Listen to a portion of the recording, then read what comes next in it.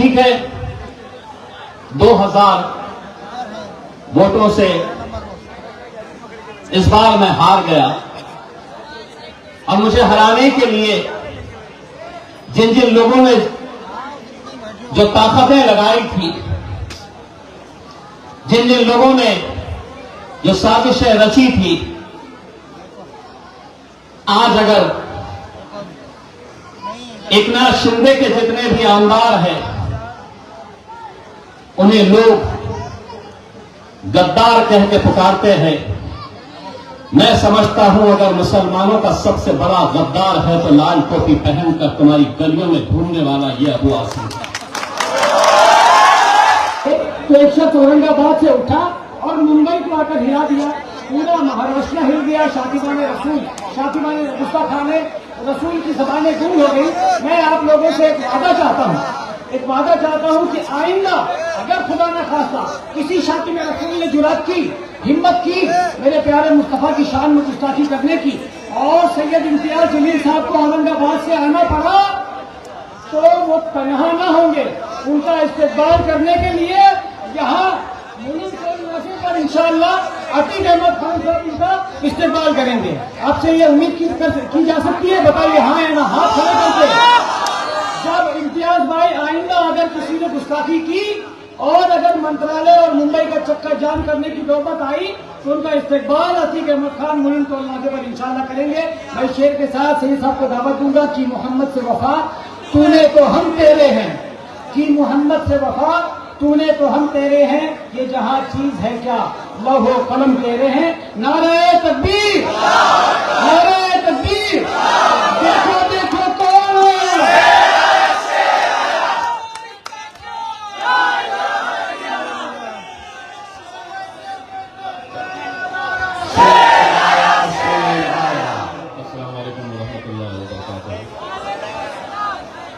Stage पर मौजूद मजलिस इत्तेहाद मुस्लिमीन के तमाम जिम्मेदारान, वारिस पठान साहब, अतीक भाई, मुबारक से आए हुए सैफ पठान साहब, वहाँ बैठ जाइए।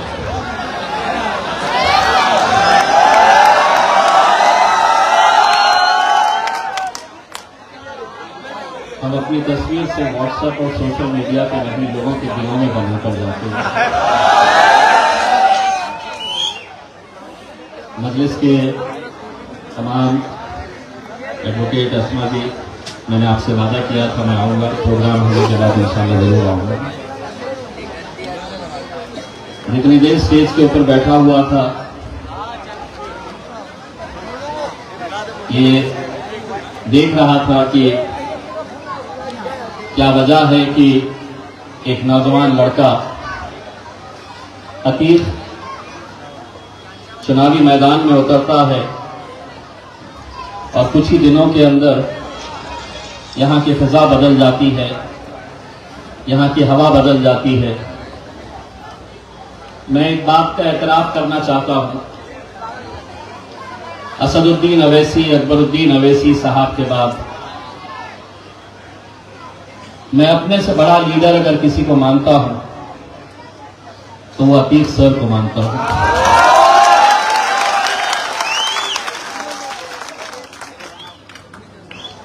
अगर आप मुझसे ये वजह पूछेंगे तो मैं यही कहना चाहूंगा कि जो शख्स हमारे माशरे में, हमारी कौम में गरीबों को तालीम पहुंचाने का काम कर रहा है उससे बड़ा कोई लीडर हो नहीं सकता।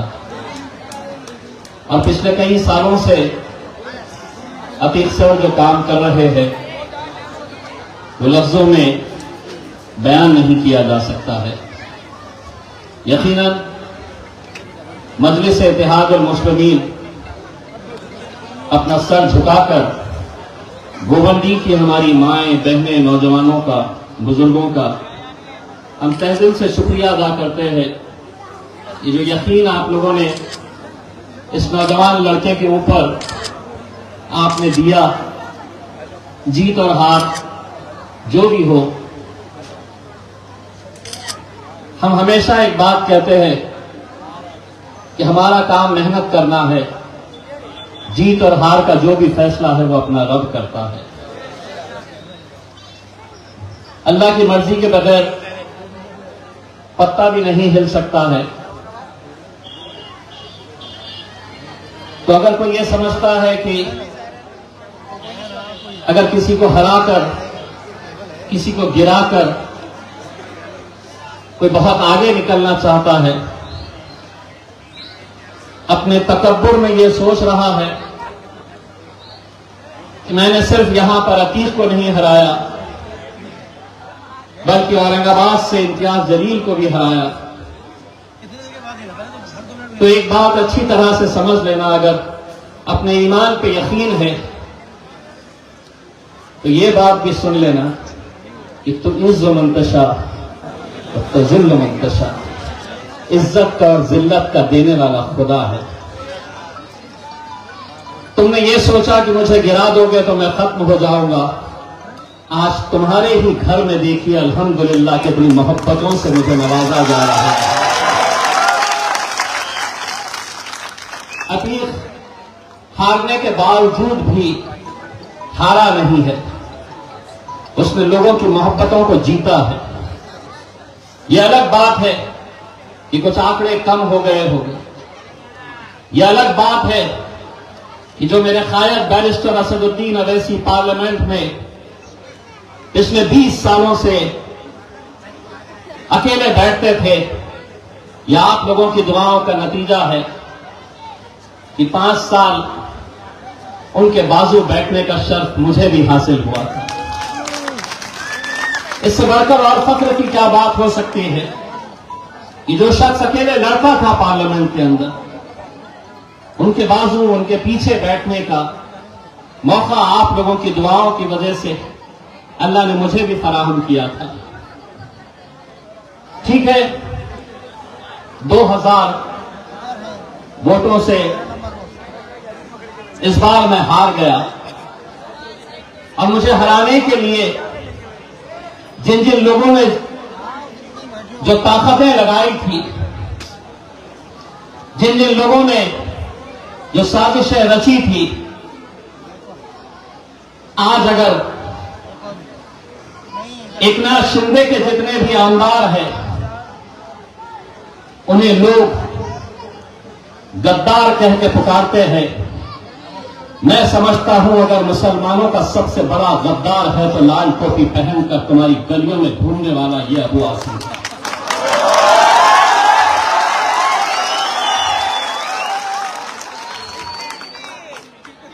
और अगर मैं झूठ कह रहा हूं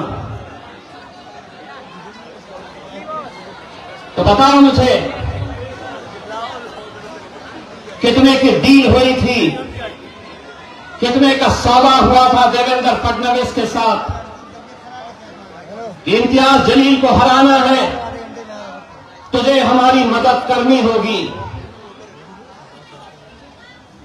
मैं जानता हूं दौलत इतनी कमा लिया है कि अंदर जाने का डर सता रहा था, तो सोचा कौम का सौदा कर लो। एक बात अच्छी तरह से समझ लेना, आगाज तूने किया है, अंजाम तक तुझे इंशाअल्लाह हम पहुंचाएंगे। बुलंदी की आवाम पहुंचाएगी। जिन मां ने, जिन बुजुर्गों ने हमारी हार पर, अतीक की हार पर अपने आंसू बहाए, गिड़गिड़ा कर रोए, मैंने कितने ऐसे बुजुर्गों को, कितने ऐसे घरों में उस दिन खाना नहीं बना क्योंकि वो अफसोस मना रहे थे ये नौजवान लड़के के हार का, औरंगाबाद से इम्तियाज जलील के हार का। लेकिन हम यही कह रहे थे कि हम गिरे हैं, इसका मतलब यह नहीं है कि हम उठेंगे नहीं। इसका मतलब यह नहीं है कि अब हम खड़े नहीं होंगे, दौड़ेंगे नहीं। मुझे अतीक ने कल बताया,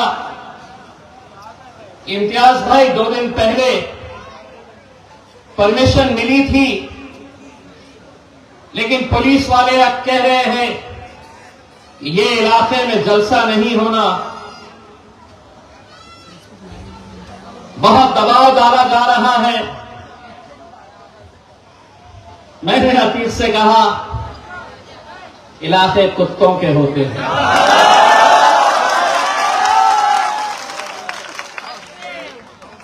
शेर कहीं पर भी जा सकता है।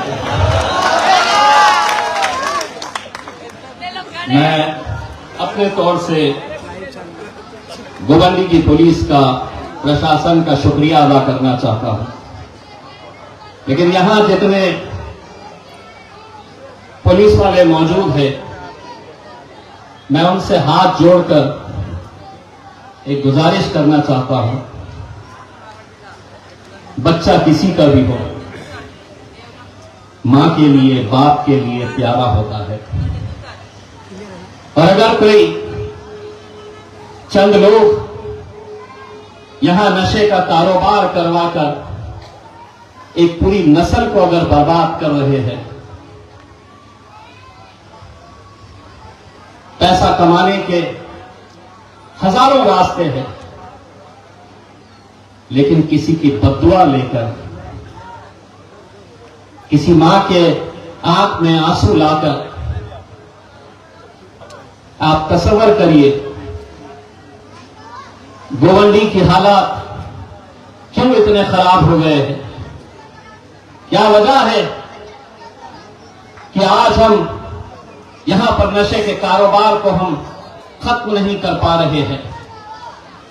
दोस्तों, बड़ी जिम्मेदारी के साथ ये बात कह रहा हूं, महाराष्ट्र में ही नहीं पूरे हिंदुस्तान में अगर नशे का कारोबार अगर चलाया जा रहा है तो सरकार इसके पीछे है। सरकार के इशारों के ऊपर इन बस्तियों में, इन मोहल्लों में, इन गलियों में ये नशे का कारोबार चलाया जा रहा है ताकि इन्हें कमजोर किया जाए, इनकी नस्ल को बर्बाद किया जाए। वरना क्या वजह है कि मोहल्ले का हर एक लड़का जानता है कि नशे का कारोबार कहां हो रहा है, पुलिस क्यों नहीं जानती है?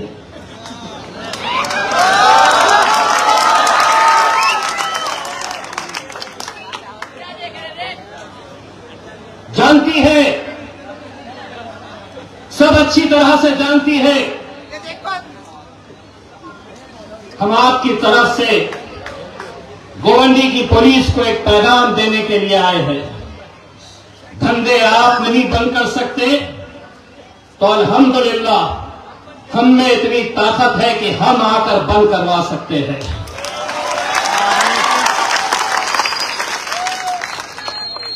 हम कब तक अपने नौजवानों को ऐसे ही अपनी आंखों के सामने मरते हुए देखें? और ये सिर्फ गोवंडी की बात नहीं है, मुसलमानों की आबादी मुंद्रा में है, वहां पे भी जहां जहां पर आपकी आबादी है वहां पर यह काम किया जा रहा है।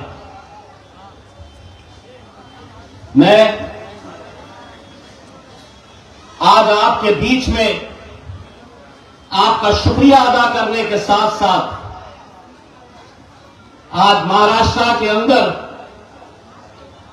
महानगर पालिका, नगर पालिका, जिला परिषद, पंचायत, इसके इलेक्शन अगले 2-3 महीनों के अंदर होने वाले हैं।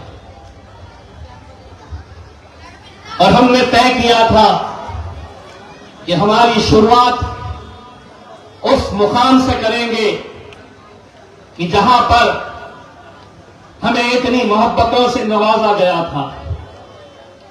इसीलिए मजलिस का पहला जलसा पूरे महाराष्ट्र में आज गोवंडी से हमने शुरुआत की है। आपकी दुआएं रहेगी, आते रहेंगे, क्योंकि अब हम आए हैं तो ये भी आएंगे, पीछे पीछे आएंगे।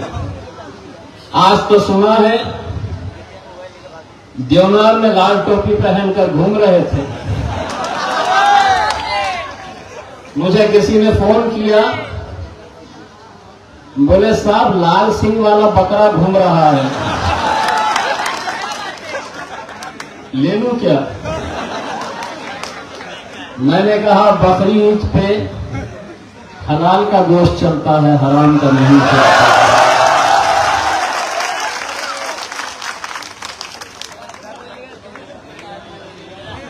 नौटंकी बनकर किसी ने बताया, आतिफ सर ने बताया, यहां पर उनके लोग आते हैं और कहते हैं कि मजलिस-ए इत्तेहाद उल मुस्लिमीन वो जमात है जो नौजवानों को बरगलाती है, जो नौजवानों को भड़काने का काम करती है। हम सेक्युलर पार्टी हैं।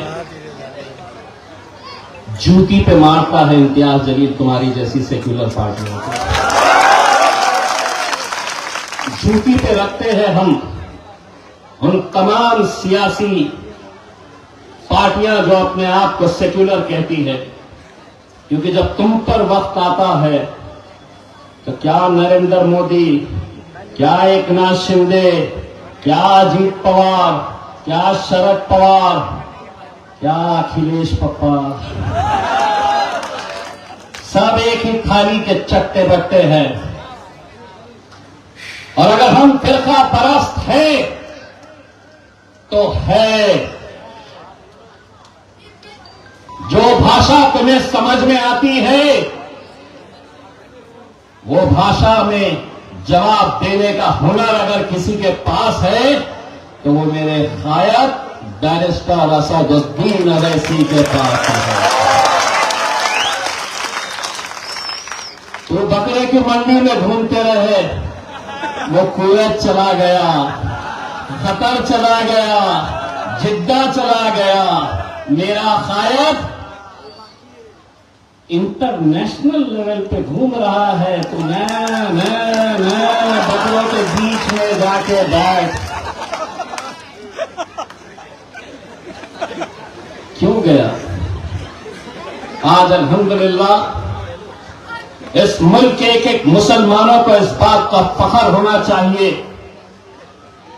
इस मुल्क के एक एक मुसलमानों का सर ऊंचा होना चाहिए, क्योंकि जब इस मुल्क के ऊपर आंच आई तो सबसे पहले हमारे मजहब ने जो हमें सिखाया है मुल्क से वफादारी, अगर इसका सबक किसी ने बताया है, चीख चीख के पड़ोसी मुल्क को लताड़ा है, तो वो मेरा खायद बैरिस्टर असदुद्दीन अवैसी है। क्या कसूर था उन लोगों का? आज हर सियासी पार्टी ये नहीं खाना, ये नहीं पहनना, ये जमीन तुम्हारी नहीं, ऐसा बोलना, अजान नहीं देना,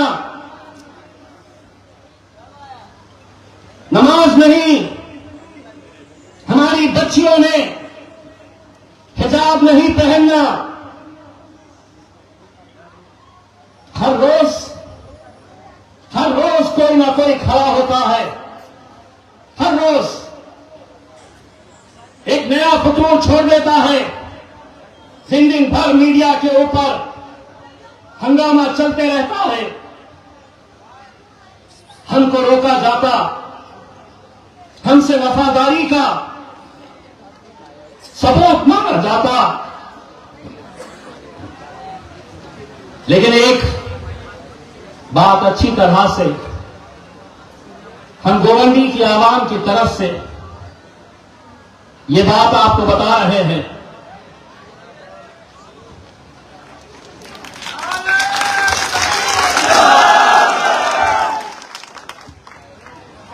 मोदी जी,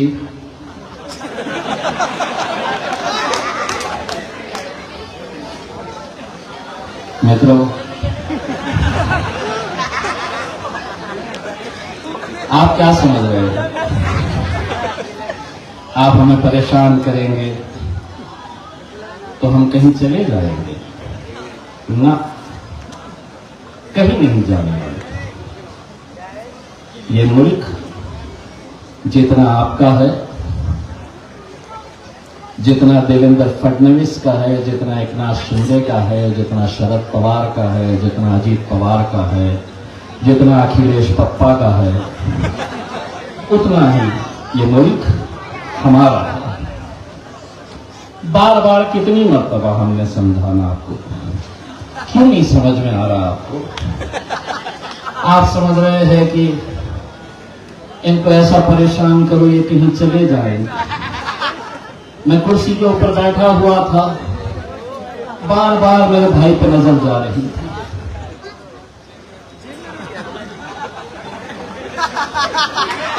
उत्तर प्रदेश की याद आ रही थी।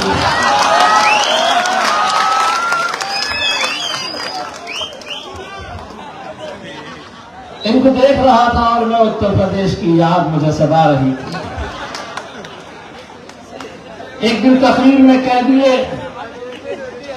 यहां के मुसलमानों ने कटोरा उठाना और पाकिस्तान चले जाना, लाए सोन तक गए।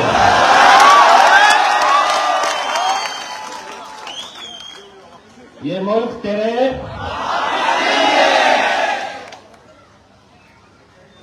मैं जैसे ही बोला पुलिस वालों ने कैमरा उठा लिया।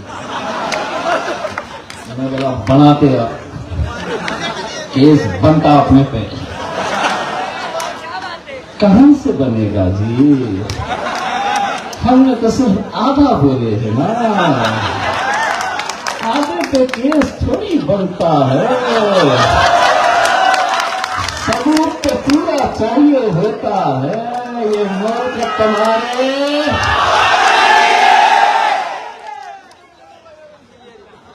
अब क्या करते? अब क्या करते? लाल सिंह वाला बकरा फोन करेगा, बनाओ केस, हम बोलेंगे ये बकरे ये ले।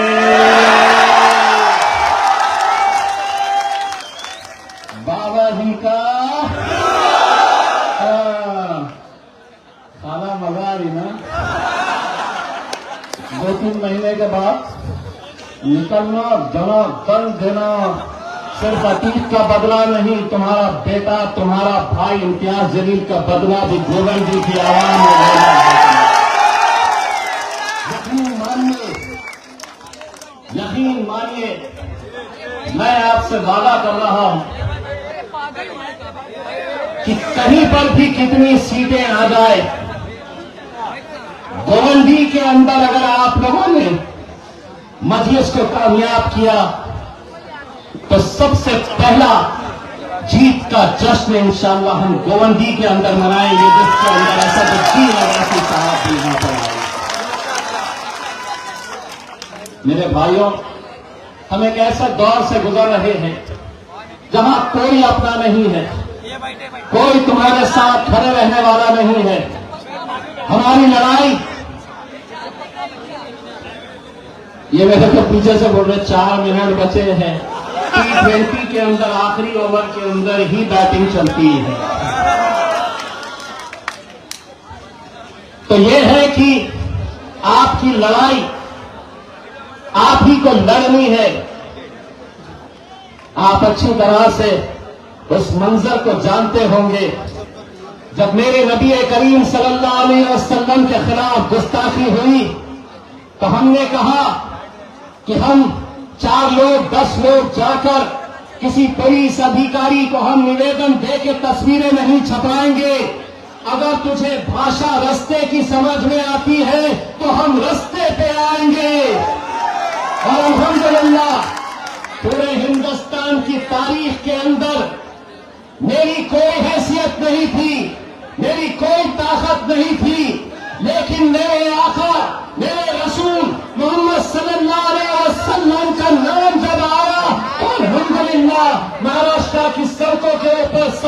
समंदर नजर आया, एक एक नौजवान रास्ते के ऊपर निकल आया। अगर एक बार हम आ सकते हैं तो बाबा कोई हिम्मत करा तो दूसरी बार भी बंबई को जान करने की ताकत अल्हम्दुलिल्लाह हम